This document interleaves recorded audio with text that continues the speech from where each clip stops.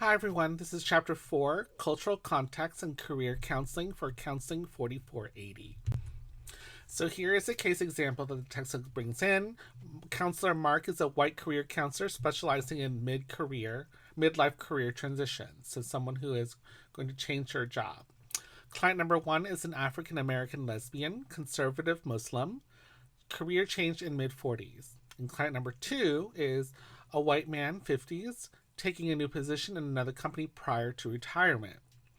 So they're obviously two very different clients. What should Mark discuss with client 1 and client 2? And typically, if this was in a class and we're having a discussion, I just want to hear things that stand out to you about each of those clients that you would go, oh, well, I definitely want to pay attention to these specific details about this person. So I'll let you take a moment to decide.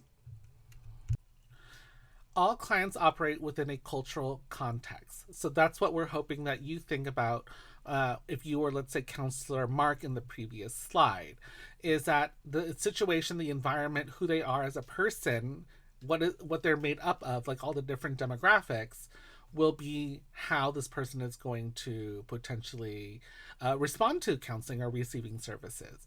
Each client forms their environment and the responses to that environment. Contextual factors shape clients' approach to work. So contextual or context means the situation that they're in, right? So the situation they're in, those factors will decide how they're going to approach work. The messages they receive about appropriate types of work, and then also the role work plays in their lives.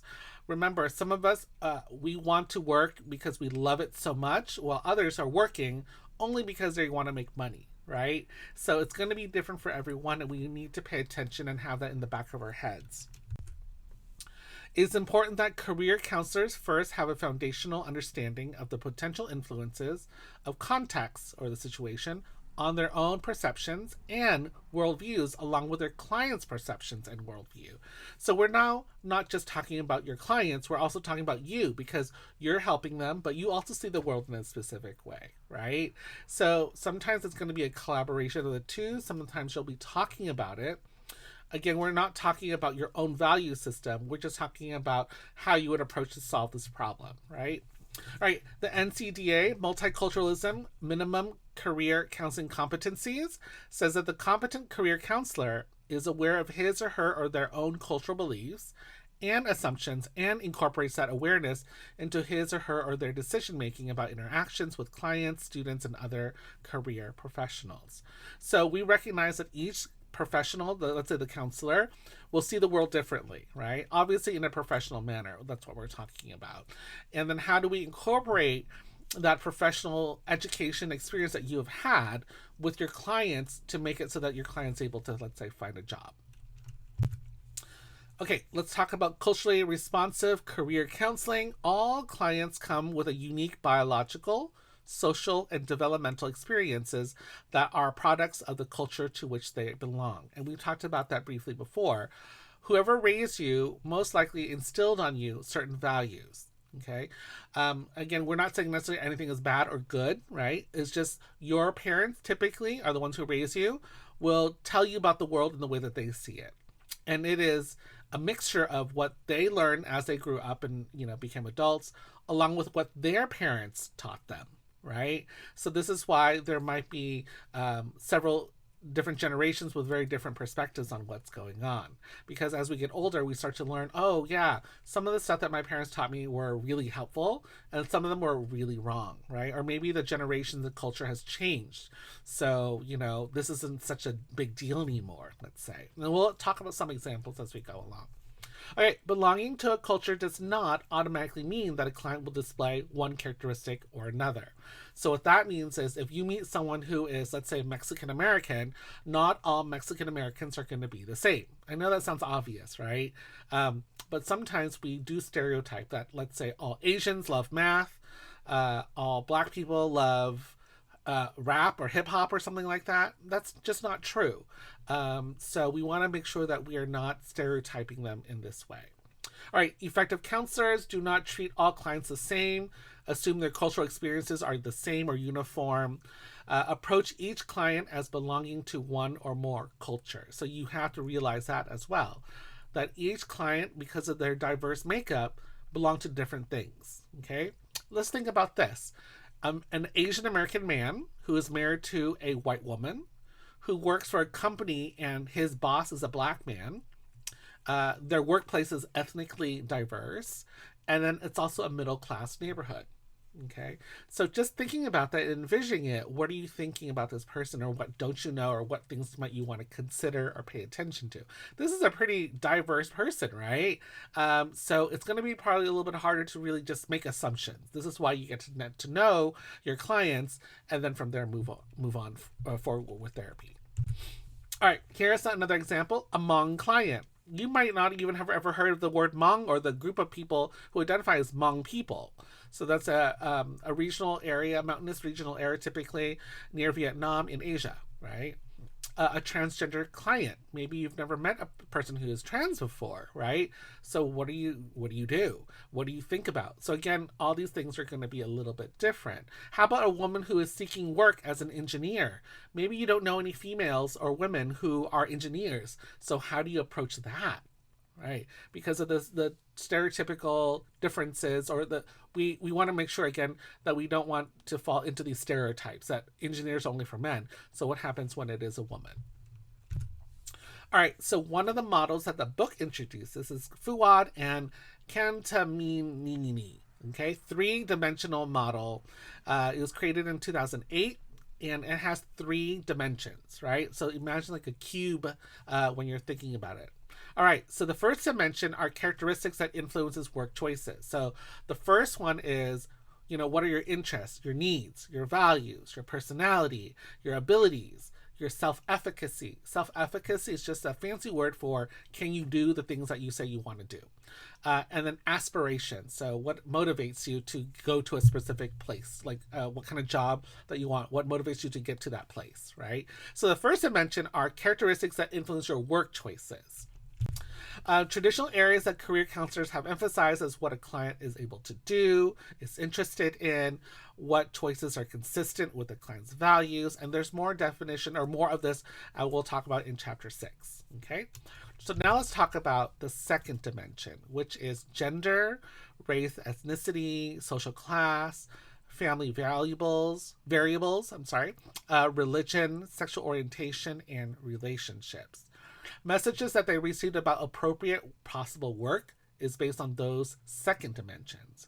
So we talked a little bit about your interests and your abilities. Now we're talking about is who you are demographically and how does that actually influence your work. And you might say, well, how does it? Well, some people would never consider a job that has, let's say, that's opposite of their sex, right? So a man might say, I would never be a preschool teacher because that's what women do. Okay, or I would never be a firefighter because typically all firefighters I know are men, if this is a woman who's talking, right? Some will choose friendly environments to LGBTQIA plus people because maybe they identify as that, so they only want to go to a place that welcomes it and openly talks about it, as opposed to a place where it says, oh yeah, we don't discriminate, but maybe the people there are a little uncomfortable, right? So then that becomes an issue. So again, a demographic that could influence a person finding a job. Some will also choose through spiritual calling as well. So maybe it's something that their religion is telling them that they need to do. So again, that's great. That's, it's nothing good or bad, any of these things that we're talking about. It's just this helps influence our decision making. And then there's the third dimension, which is the educational system, the labor market. So what kind of jobs are available out there? And the economy. Is the economy good or is it bad, right? Because that can influence someone either going, I'm going to keep this job because I don't know if I'm going to have a job next time, or it might be really hard to find a job, so I'm going to stay here, right? So again, the economy also plays a role. Broader society in which a person lives. If they feel that they belong in the majority culture in the U.S., they might feel like, they're going to be able to work. Values such as achievement, recognition of, or helping others will influence their work choices as well. So if they feel like they're helping the society, that can also play a major role in how they decide what they want to do for work. Predominant values are from their culture of origin that differs from the majority culture. So we're talking about acculturation, discrimination, and cultural barriers. Acculturation is basically, let's imagine a character that you know, or a person that you know. Let's say that this is Miguel, is coming from Mexico, and now he is living in America, right? So his level of acculturation depends on, let's say, how much he's going to adopt of the new country that he's living in. So someone who does not do a lot of acculturation may continue to only speak Spanish and hang out with people who speak Spanish within a Spanish community in America. Whereas a higher level of acculturation might be Miguel no longer speaks Spanish, only speaks English, right? And only celebrates like American values, okay? Not necessarily those Mexican values that he grew up with. Again, every person has their different levels of acculturation. I wouldn't say it's good or bad. It's just we need to know where they are, how they feel comfortable. There are also people who are kind of maybe in the middle where they speak Spanish at home and then they speak English at work, right? So again, levels of acculturation are going to be varied for everyone, and you need to know what it is for each person that you work with. And then discrimination, obviously, is racism and prejudice and stuff like that. Like, you're not hiring someone because you don't want people of a specific ethnicity or group. That would be something that could influence people from working in that place. Because if it's all, let's say, white people, then people of color might go, oh, I don't know if I should apply for a job here, right? So right there, it has influenced them. And then cultural barriers, again, religions and stuff like that could also play a major role as well. All right, Kentam, Nani, and Fuad's limitations from 2019 does not allow enough examination among factors within a dimension. So there's intersections of gender and social class and race, how barriers and labor markets intersect. So what we saw before was this kind of list on each of those dimensions, right? But as they did more research, they said, oh, even within each of those lists, there's also variations in that as well. So think about social class and gender, right? Or social class and race, or how barriers and labor markets intersect with each other. So it gets even more complicated, more complex as you start to examine this stuff. More factors need to be included, such as age and also public policies. So that means, like, what are the laws that are happening around them too? That's going to influence what decisions people will make. So now let's talk a little bit about group level variables, which is another model that we're talking about in this textbook. Tension between wanting to treat all group members the same and overemphasizing those differences. So there are two types that we just described right there. The alpha bias is a tendency to exaggerate differences. So we're going to say that there are differences in different types of jobs. And then there's beta bias, which is like, you know what, jobs are for everyone. Okay, so which one is the predominant view in America? If you guess alpha, you are correct. So alpha would say something like, let's say certain jobs are for men and certain jobs are for women. Okay, think about it yourself. Have you ever considered a job and then someone goes, well, that's actually not for you, it's for the other, let's say, gender or whatever identity that is not you, let's say, right? Some of them are also tool-based or instrumental-based, and then others are much more socializing or expressive. Beta bias may inadvertently perpetuate inequality because we, let's say, bring down the difference or ignore the differences. It actually could make it much more of an inequality type of environment. And we'll talk about this as we go along with the next couple of slides. All right, alpha bias may be overinterpreted as essential qualities when really it is social hierarchy. So what that's saying is, let's say, for example, women's interest in social activities is not due to women's inherent relational nature, but because social type careers are seen as lower prestige occupations, which then makes it accessible to women. So what that is saying is that it's not that women are necessarily very social, but that's what we consider lower level type of skill. So all the jobs that are lower level might be much more social based because of that. Do you see the difference between that? Okay. When we overlook factors such as race, ethnicity, age, disability status, social class, marital status, parental status, and sexual orientation. Okay. And then there is beta bias, which is much more subtle and may seem unimportant. So remember, we're talking about beta is kind of like going, jobs are for everyone, right? And then what happens is that we ignore special needs or requirements for women and men. Influences of racism on psychological development of racial ethnic minorities may also underestimate differential allocation of resources and power and ultimately disadvantage women, men, or minority group members. So for example, I would say, For women, let's say if they are also a mother, there are certain expectations that they would work less, right? And that might not necessarily be something that's being considered when it comes to the beta bias, where we're saying, everything is equal, when really there might be different things that each group, let's say, population is looking for. Also known as a null environment, people are neither encouraged nor discouraged, but simply ignored. Greater effect on women because there are more negative messages about women in work than men. Now let's talk about gender. Self-evident or unquestionable gender is important throughout a person's life. Okay, and this is something that has been a huge topic for the last 10 years or so. Clothes are color coded, toys are gender specific.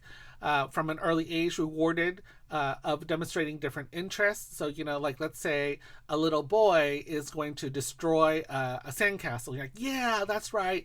Be powerful, do all that stuff, right? And so then they go, oh yeah, or don't cry when you get hurt. Boys are not supposed to cry. Men are not supposed to cry. And then that's what we're talking about when we say rewarding, right? All of this influences your choice of work as well. Historically, in the 1970s, girls were told to be helpers and boys to be providers for their family. When you hear the term, men are supposed to be the breadwinners, right? While the women are at home taking care of children and then making dinner. Women either choose to work or not to work, stop working or work part-time as they took care of their families.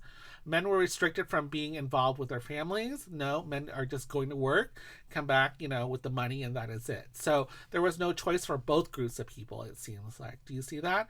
It's not that, it's better to be with the children or not to be with the children. Some men want to connect with their children quite a bit, want to be with their children, but they're not able to, let's say, because of these expectations. Race, ethnicity, strong relationships between socioeconomic status or SES levels, and educational attainment and occupational levels. Overrepresentation of minority men and women in lower SES levels. So what we see is that this world or this country may have been designed for white men, right? And so then suddenly we see all the lower paying jobs towards women and minorities.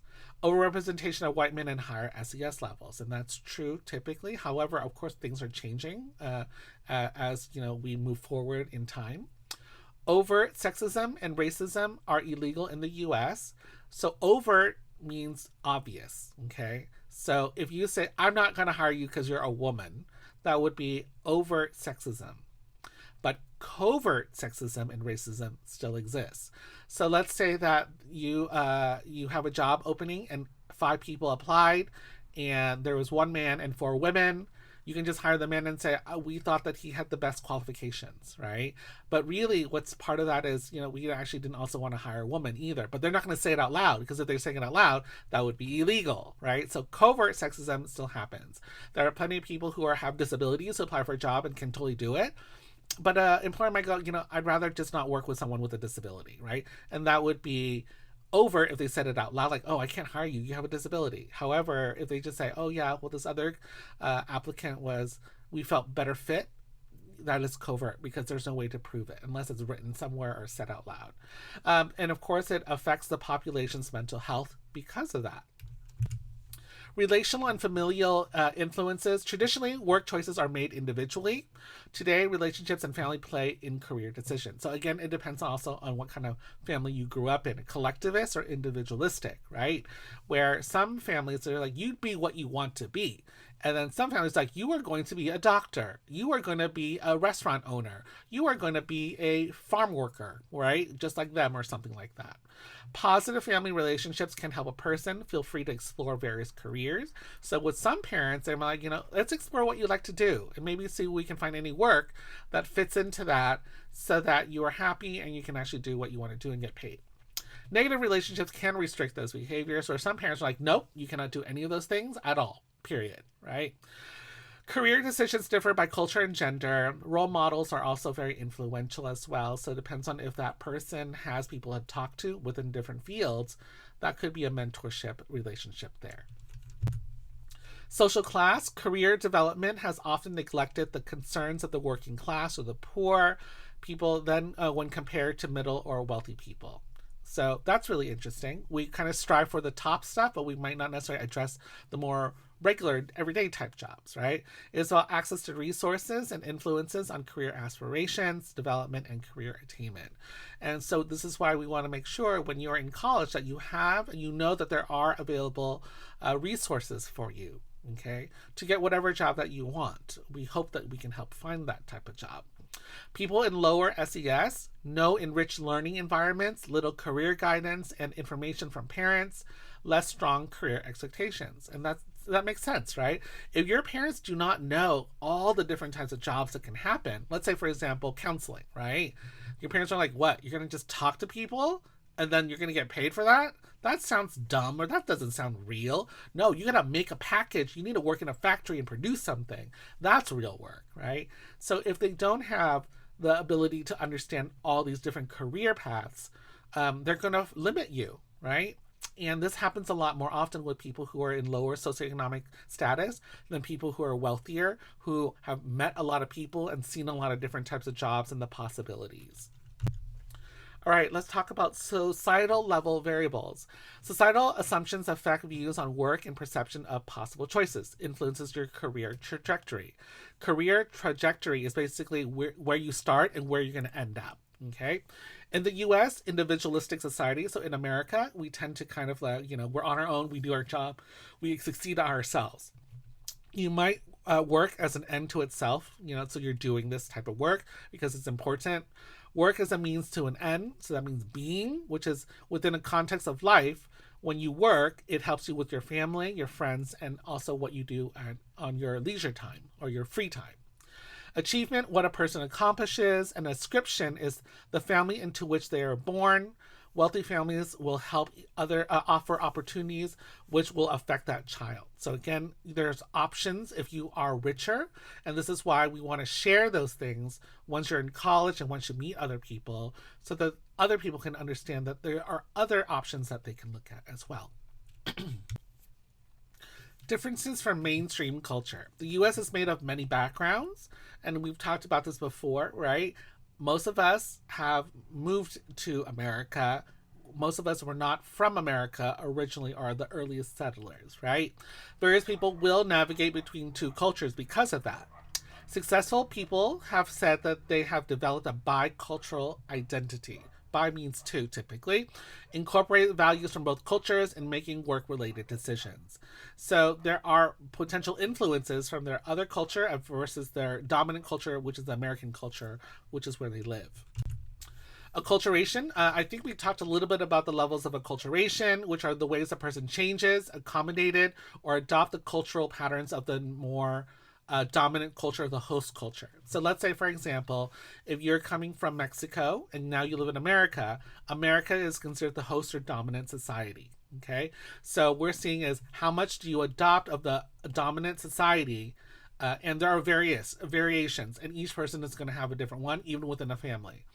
So some people might completely acculturate to the US. So for those people, let's say that they come from Mexico, they're no longer speaking Spanish, they only want to speak English, they celebrate American holidays, and they adopt individualistic, let's say independent viewpoints and perspectives on living. Whereas some are bicultural. So those people might speak Spanish at home, speak English at work, celebrate maybe both holidays, right? And stuff like that. And then there are people who are unable to acculturate. So those are the people who might just only speak Spanish in America, live in a Spanish-dominated society or community, and only eat, let's say, Spanish or Mexican type foods, right? So there are different levels of it. And I would say, for example, my mother, although she speaks very little English, she does speak some English, very little, she only has friends who are Asian. She only goes to the Asian supermarket primarily. She does love her Walmart, but overall, her community is still just Asian people, typically. Okay, so I would label her as low levels of acculturation. I have friends who are Asian who do not speak English at all, or I'm sorry, who do not speak their native language at all. So they're probably very acculturated compared to their parents and stuff like that. And there are reasons why that happens, okay? So don't question it in a negative way. There are many people who are Mexican American who have been here for generations. And in their previous generations, they were scolded they were punished for speaking Spanish. So society in America has actually influenced them to not speak Spanish. Okay. And you learn that either by asking people or reading and stuff like that and meeting people. And that's how I learned when I have a friend who is very pro Mexican. However, she doesn't speak Spanish. And I was like, how are you like that then? And she's like, because my ancestors came 5 generations, 6 generations here from Mexico, but we were also punished for speaking Spanish, and so we never learned it. It was discontinued because of society. All right. This will also affect how you see the world and if you can work in the U.S. as well. Their levels of acculturation. Now let's talk about discrimination, which is racial, ethnic differences in employment and unemployment. We have to be realistic when we say that there is discrimination in hiring processes, right? Affects a person's perceived and actual barriers in education and work, which affects overall career trajectory. If you, as a person of color, cannot see yourself in a specific type of job, you might not go to school, right, to study it. You might not attempt certain things because of it. And so it plays a major influence in your decision making of what you want to be when you grow up. Many people can be successful despite experiencing discrimination. There's a resilience in the face of barriers. So for some of us, we're going to do it anyways. We're going to try, right? Support coming from families. So their families might actually support them and say, you can do it, keep on trying. There's also a strong sense of identity for those who are very proud of who they are and they're determined they can potentially do it as well. Passionate about their work, and then strong sense of well-being from 2 cultures. So some people are still able to be successful even though they see a lot of discrimination. They might be proud to be the first person to represent a culture in a workspace, right? Because once that is broken once, there's a crack in the ceiling, other people can maybe get through as well. Now let's talk about influences from mainstream culture. Assumptions about work. So these are things that sometimes people think this is how work is, which is that everyone should work, mothers should not work, all work is good, some work is better than others, work with one's hands is good, working with one's mind is better than working with one's hands, education ought to result in better work, and education ought to result in better pay.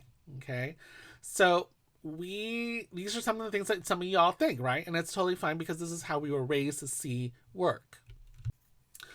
Let's talk about U.S. emphasis on doing rather than being. So we saw that a couple of slides before where we talked about how some Americans do work, basically achieve, as opposed to be their work, which is more about being part of a bigger picture of achieving, let's say, starting a family, using the money that you use to work to achieve your enjoyment activities, your leisure time, right?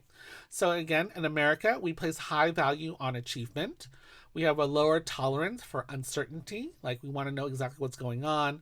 And we can say that this is not part of my job description and stuff like that. Low on power distance, and that's the distance between employer, supervisor, and employee. So there might be a power dynamic in that sense of discussion as well in American culture. All right, now let's talk about individual, group, and societal intersections. Although each dimension is identifiable as separate, they really do overlap. Parents' values are shaped by culture of origin, influenced from mainstream to combine, and then taught to their children. So let's see an example that the textbook provides for us. Let's introduce a character named Amelia. So Amelia is a 25-year-old Mexican-American woman who was born in Los Angeles. She graduated from high school with a very high GPA. Following high school, she worked for 3 years and then went to community college to study to be a physical therapist assistant. She's the oldest of 5 siblings, lives at home, and often helps her mother take care of her siblings, so has been unable to go to school full time. She has 3 more classes to take and is now reconsidering her decision to enter this program. She seeks career counseling to decide whether to continue in this physical therapy assistant program or to change to another program or to transfer to another school. Okay, so that's a lot of information that you're getting, right? And I'm sure you all have the feels about how, what is important to Amelia, what is important to her achievements and stuff like that. So let's talk a little bit and get to know more about her Mexican heritage. How long has her family been in the United States, and how strongly does Amelia identify with her Mexican American heritage? Does she feel that she has to navigate between two cultures, or is she feeling strongly identified in one culture or the other? What messages has her family given her about education and work? Did she choose to stay home to help with her siblings? And how does she feel about its impact on her ability to continue in school? So, sacrificing.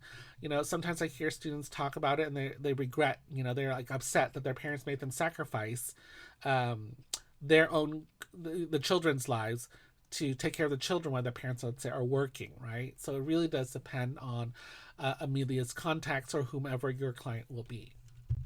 So you need to know more about her decision to attend community college and her major. She did well in high school, so she did foreclosure.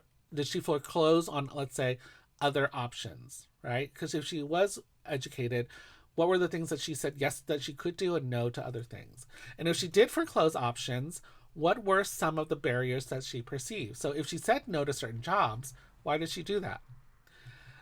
Were they financial barriers, or were they barriers due to perceptions of opportunities for women or for Latinas? So was it because some of the jobs that she's interested in were for men typically, or that's what she thought? So that's why she's like, well, I'm a woman, so I'm not going to do it.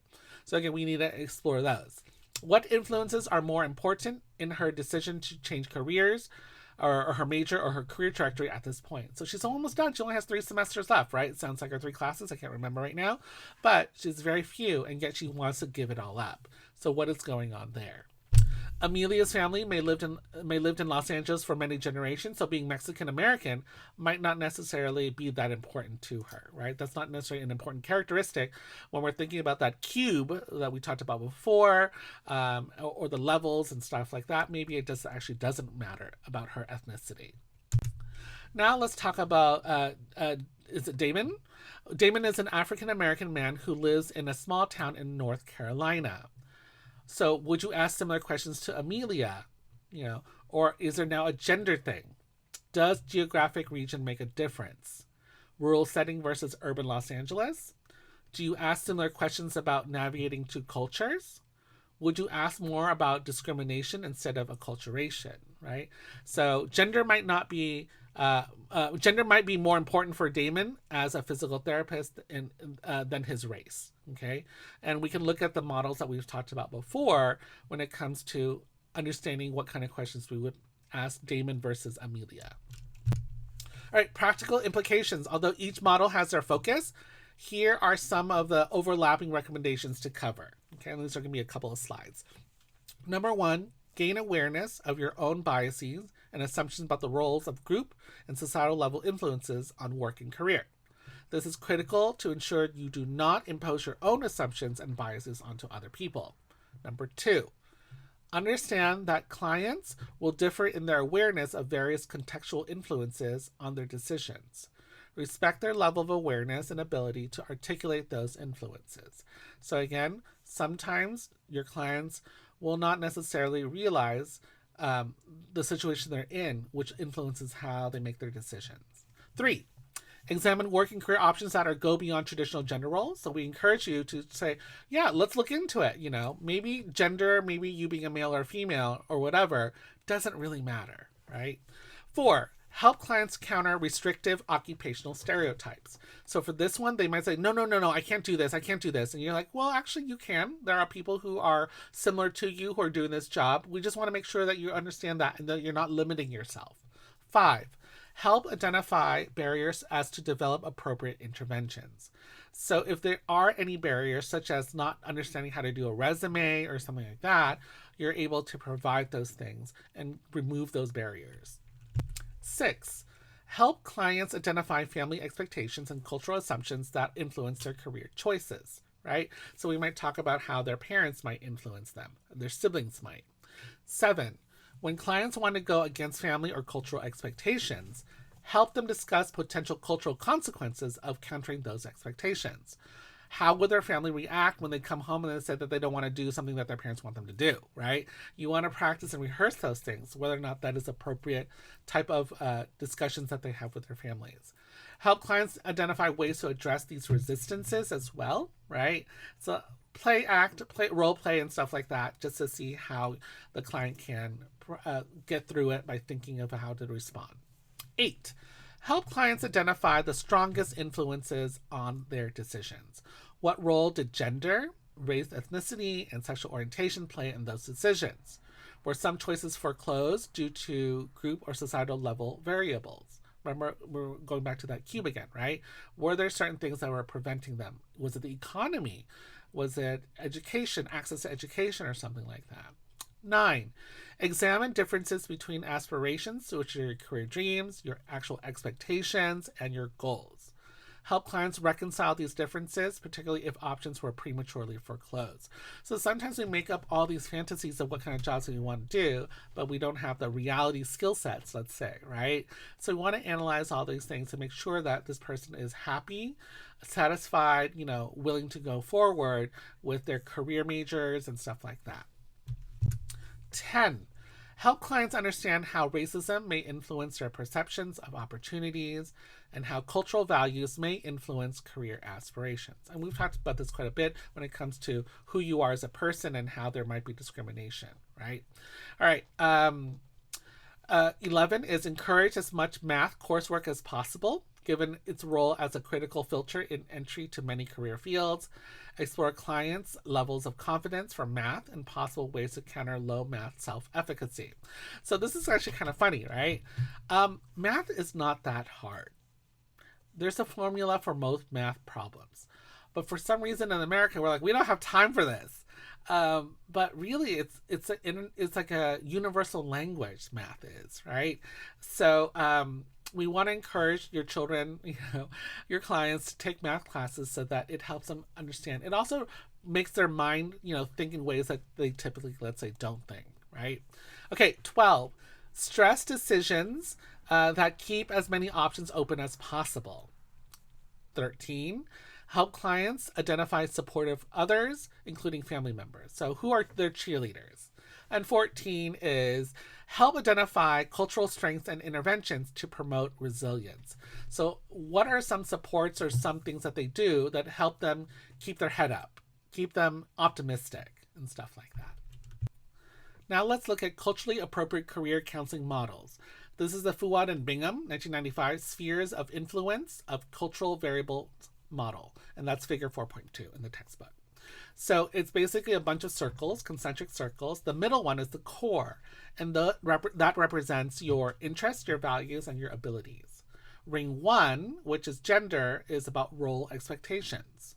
Ring 2 is your family, the definitions, the expectations and values that were set up, and influenced by your family.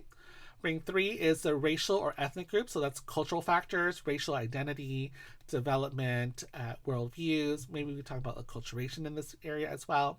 Ring 4 is the dominant majority group, structural factors, perceptions, barriers such as sexism and racism, definitions and expectations. Okay. Now we're looking at the culturally appropriate career counseling model. And this is an extension of the previous one that we just looked at, so that's building upon it by Ward and Bingham. Okay, empirical studies for each step. That basically means that people have studied done research on different parts of this. The racial ethnic match between counselor and client was important to clients of color, and then cultural competence is important. Okay, so let me just read through so we understand the steps in this model. Step 1, the counselor and the client establish a culturally appropriate relationship. In this critical first step, the counselor must work to establish a trusting relationship with the client to develop working consensus. So that means basically teamwork, building that teamwork. Step 2, the counselor identifies career issues that the client brings to counseling. This step is conceptualized as a broad examination of the client's concerns that may be related to vocational issues. These are examined within the client's cultural context. Fuad and Bingham identify 5 categories of career issues, such as cognitive, social emotional, behavioral, environmental, and external. The client may have one or more of this on their list. Okay. And then step 3, the counselor works with the client to assess the impact of cultural variables on the client's career issues. So now we're talking about, what are some of the cultural things that are happening. Step 4 is once a counselor and the client have determined the career issues and the influence of culture on the career issues, they set culturally appropriate processes and goals. Okay, so now we're all together on the same foot and we're all on the same page and we're going to move forward. Step 5, once goals and processes have been determined, the counselor and the client determine and implement a culturally appropriate intervention. So now the treatment plan is developed in a way that works for everyone. Step 6, the counselor helps the client make a culturally appropriate decision. For clients who feel they straddle several cultural contexts, counselors may help clients understand the cultural consequences of each of those choices. For example, a traditional Latina may be expected by her family to live close to home, and she may have a conflict between embracing the values placed on family and wanting to pursue a college education far away. Okay. Step 7, this step involves implementing the client's plans and then following up. Okay, so hopefully this chart and what I just talked about here makes sense to you. If not, look at the textbook because this is the steps I got from the textbook. It's also in your PowerPoint presentation as well. Okay, all right. Multicultural career counseling tenets. Tenets is just a fancy word for basically the requirements or the essential foundations of something. Okay, so Guybers, Hepner, and Johnson and Lisa Flores created 6 central tenets that are hallmarks or the classics, right, the foundations of traditional career counseling in terms of a multicultural perspective. Number 1 is universality. All theories may be applied to everyone and help explain career behavior of all. So what they're saying is that if you have a model that comes up, it should be able to be applied to many people and have them be able to expand and acknowledge and explore it from that model. Number 2, individualism and autonomy. So counselors focus on the client as a primary decision maker. For some cultures, the family unit is a decision maker. So we also have to make sure that we are all talking about being able to make decisions, whether it is by yourself or with your family, you're still making a decision, right? 3, assumption of a certain level of affluence. Assume that clients can afford to spend time exploring their interests, values, and abilities, and then seek additional training prior to making career choices. However, not all people are really able to do this depending on their financial status.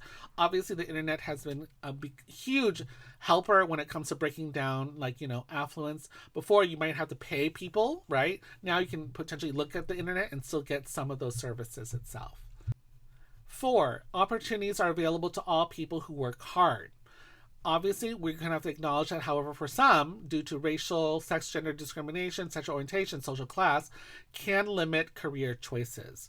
However, we hope that we look into the communities because there are people who are there to provide services for underserved, underrepresented populations. 5, work is central in people's lives. Some may not because of their experiences with institutional racism or their cultures place higher value on other aspects of their lives. So although we hope that it becomes a major component, it doesn't necessarily always happen because people get discouraged from racism and discrimination not getting hired. So that's something we want to think about. And 6, linearity. Linearity, which is basically going kind of like in order in the career counseling process, knowledge of self, knowledge of the work world, and finding the match between the two is the way to go. So those are typically how we hope that everyone kind of decides how they what they want to do in their lives. However, some cultures, people do not follow this line, so then it can potentially delay their services or receiving those services. All right, that's it for this chapter. Thank you. Bye-bye.